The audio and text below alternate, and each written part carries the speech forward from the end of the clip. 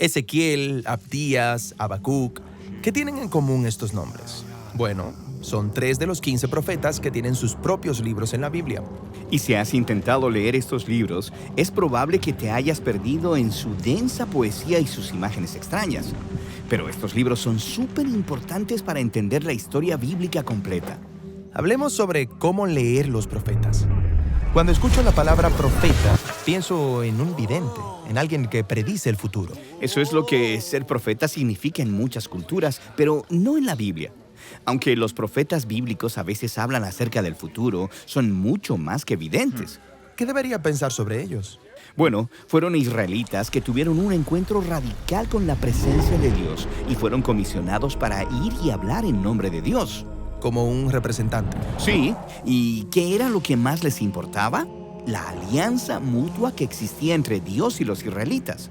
Sí, la alianza. Dios rescató a Israel de la esclavitud en Egipto y los invitó a convertirse en una nación de justicia y de generosidad, que representaría su carácter ante las naciones. Y entonces, esta alianza requería que todos los israelitas entregaran su confianza y lealtad solamente a Dios. En la Biblia, esta alianza se llama el pacto. Pero los líderes, los sacerdotes, los reyes, desviaron a Israel y quebrantaron el pacto. Así que aquí es donde los profetas llegaron para recordar a Israel de su papel en la alianza, y lo hicieron de 3 maneras. Primero, acusaban constantemente a Israel de violar los términos del pacto. Los cargos usualmente incluían idolatría, alianzas con otras naciones y sus dioses, y el permitir injusticia en contra del pobre. Entonces, son como abogados del pacto. Sí. Entonces, en segundo lugar, los profetas llamaban a Israel a arrepentirse, lo que simplemente significa dar la vuelta. Ellos hablaban de la justicia de Dios para perdonarlos, si simplemente confesaban y cambiaban su camino. Pero Israel y sus líderes no cambiaron. Las cosas fueron de mal en peor. Y entonces, eso nos lleva a la tercera manera en que los profetas enfatizaron el pacto. Ellos anunciaban las consecuencias de quebrantarlo, lo que llamaban el día del Señor. Ah, sí, el Apocalipsis, visiones del fin del mundo. Bueno, algo así. Los profetas estaban interesados principalmente en cómo Dios traería su justicia sobre la corrupción de Israel y de las naciones violentas a su alrededor. Y mientras explicaban estos eventos locales, ellos frecuentemente utilizaban imágenes cósmicas. ¿Imágenes cósmicas? Sí, como Jeremías. Él describió el exilio de los israelitas a Babilonia como el desmoronamiento de la creación misma. La tierra se disuelve en caos y desorden. No hay luz, ni animales, ni personas. O Isaías describe la caída de Babilonia como la desintegración del cosmos. Las estrellas caen del cielo, el sol se oscurece. Para los profetas, cuando Dios actúa en la historia humana para traer justicia, es un día del Señor. Entonces, los profetas no están hablando acerca del fin del mundo.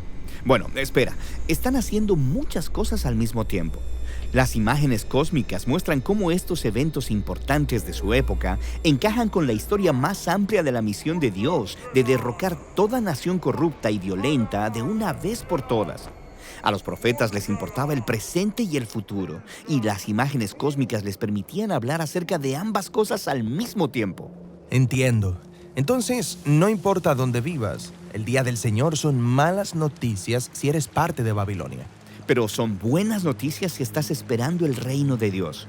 El día del Señor apuntó al regreso de los exiliados a Jerusalén. Y una vez más, los profetas utilizan poesía cósmica para describirlo. Pueden ver una nueva Jerusalén como un nuevo jardín del Edén, con toda la humanidad viviendo en paz con los demás y con los animales. Y hay un nuevo rey mesiánico, quien restaura el reino de Dios en una creación renovada. Hermoso. Entonces, esos son los 3 temas en los profetas. Estos profetas debieron haber sido oradores muy poderosos y persuasivos. Bueno, algunos lo fueron, pero otros vivieron al margen. Frecuentemente realizaron actuaciones extrañas y simbólicas en público para comunicar su mensaje, como cuando Ezequiel se acostó sobre la tierra y construyó un modelo de Jerusalén siendo atacado por Babilonia, o cuando Isaías caminó desnudo durante 3 años como símbolo de la humillación del exilio. ¿Y las personas les pusieron atención? No mucho. Las historias en estos libros muestran cómo los profetas eran un grupo minoritario, en su mayoría rechazados por los líderes de Israel, y sus escritos eran una especie de literatura de oposición.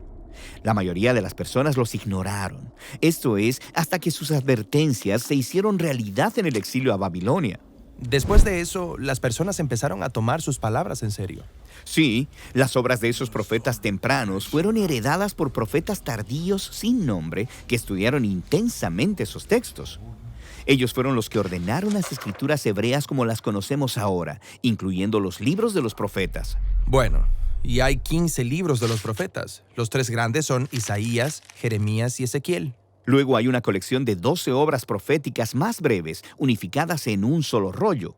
Y en cada uno de esos libros leerás historias acerca de los profetas y sus poemas y visiones, todas arregladas para mostrar el significado cósmico de la historia de Israel, cómo Dios transformará su historia trágica de fracaso y exilio. En una historia de esperanza y restauración para todas las naciones. Y es ese doble mensaje de advertencia profética y esperanza el que importaba tanto a los profetas. Y es un mensaje que todavía necesitamos escuchar hoy.